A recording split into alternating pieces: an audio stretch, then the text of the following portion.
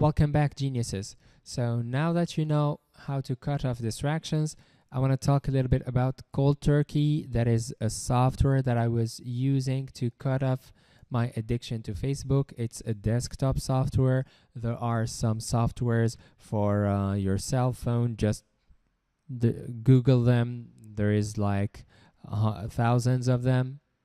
But the thing is, are they effective? Well, they are only effective when you are in the mood to focus, when you have a great thing to focus on.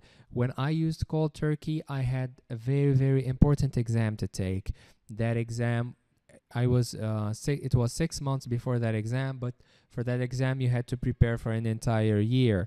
So I was so stressed and I was so aware of the importance of preparing for that exam, but at the same time, I couldn't stop going to Facebook. So what I did was I used Cold Turkey, and I actually used it for like 24 or 48 hours. And then, because Cold Turkey, you activate it for a certain amount of time. So you tell the software, I want you to stop me from accessing this and this and that site for this long. So for 1 day, for 2 days, for a week, for a few hours, you name it. So I think I put it 2 days or something like that. And then when I was allowed again to go to Facebook, I did not have that need anymore, because what had happened is I put the software to block me from accessing my social media. Then I would forget that I had put the software, so I try to go to social media and I can't, and I feel sad that I was going to the social media while I should be studying. Then I would forget the sadness and forget the software and try again to go to the social media. And what would happen by then? I will be blocked, and again I will blame myself for trying to go to social media when I should be studying. Then I would try again after a few hours, and bam, I'm sad again. So I was literally using my reward center, the pathway of my reward center, but this time not to give me dopamine, but instead to blame me for that behavior. So I had rewired my brain to not go on a compulsive fashion to social media.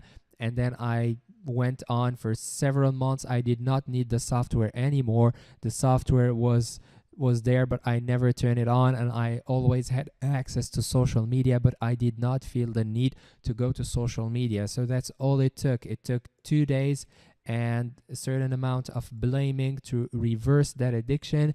And ever since, after I took the exam, I would go to social media every now and then, but it has never been an addiction, and I found myself capable of cutting off from social media for days or weeks, and it wouldn't do nothing to me because I had cut that addiction.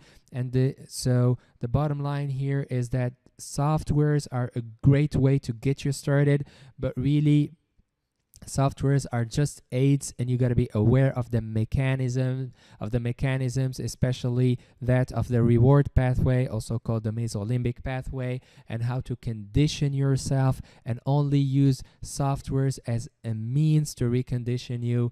And if you do not treat this addiction by proper emotions, like making yourself sad every time you go to that addiction that distracts you, or making yourself happy and rewarding yourself. It's not just when you spend 4 hours focusing without the distractions, it's not just telling yourself kudos.